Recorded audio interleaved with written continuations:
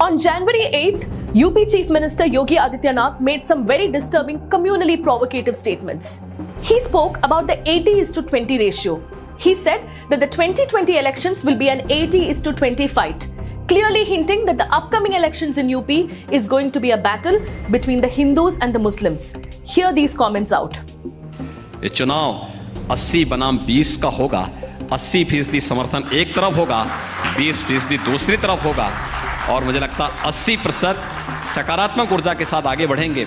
20% हमेशा विरोध किए हैं, विरोध करेंगे, लेकिन सत्ता बीजेपी की आएगी।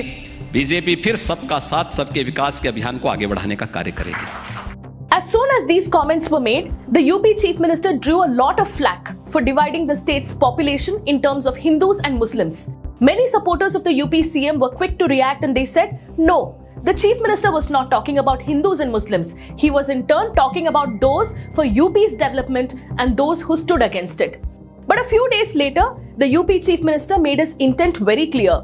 He reiterated his 80:20 comments in a private television channel's program, and this time, when asked by the anchor, who constitutes 20%, Yogi Adityanath explains very clearly what he meant by 80% and what he meant when he said 20%. ये 20% कौन है? ये 20% वे लोग हैं जो राम जन्मभूमि का विरोध करते हैं, काशी विश्वनाथ धाम का विरोध करते हैं, मथुरा वृंदावन के भव्य स्वरूप का विरोध करते हैं। ये 20% वे लोग हैं जो जिनकी पीड़ा माफियाओं के साथ में है, जिनकी पीड़ा पेशेवर अपराधियों के साथ में है, जिनकी संवेदना पेशेवर आतंकवादियों के साथ में है, ये वही लोग हैं। Through these comments, the UP Chief Minister made it amply clear that he was not talking about development, but he was in turn hinting at the Hindu-Muslim population in Uttar Pradesh. By 20%, he was pointing at Muslims who constitute around 20% of UP's population. Very soon, many more politicians jumped in the fray and they started making a mockery of Yogi Adityanath's 80:20 comment. Samajwadi Party leader Akhilesh Yadav in a TV interview said that 80% people were actually those people who were with Samajwadi Party and the 20% population were those who were against the BJP. जो 80% जो vote है वो सहयोगी दल और Samajwadi party के साथ है, क्योंकि लगातार जो लोग जुड़ रहे हैं ये वोटों की संख्या बढ़ रही है यहाँ पर, और 20% तो कम से कम इस सरकार के खिलाफ लोग हैं। Following this, Swami Prasad Maurya, the UP OBC leader who left the BJP to join the Samajwadi Party, said that the fight is not between 80% and 20% anymore, but the fight is between 85% and 15%.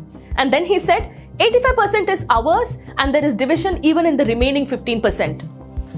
मैं कहना चाहता हूं, आप कहते हो नारा दे रहे हैं 80 और 20 का, और मैं ये कहता हूं 80-20 नहीं, अब तो होगा 15 और 85 का। 85 तो हमारा है, 15 में भी बंटवारा है।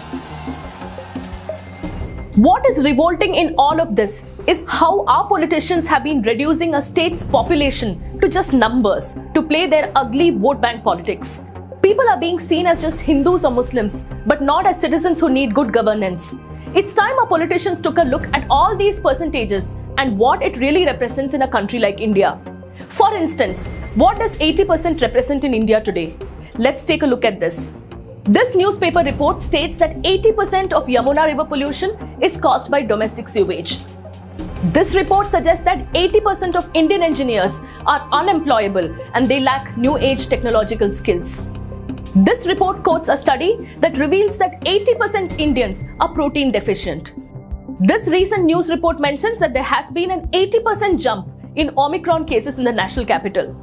According to a UN report, India accounts for more than 20% of the world's adolescent population and the highest number of child marriages in South Asia. This report suggests that the world's 20% of the richest are expected to recover about half of what they lost in 2020, while the bottom 20% are expected to lose another 5% of their income.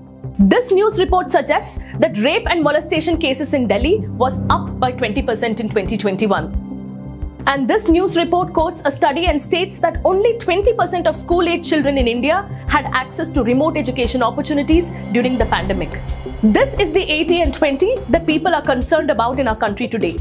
It is this 80 and 20 which shows where we stand as far as these sectors are concerned: food security, education, unemployment, inequality, health, environment, women, children, pollution, crime, and poverty. But instead, our politicians are obsessing over the 80:20 Hindu-Muslim ratio. Divisive politics and politics of revenge and retribution is not something that India needs today.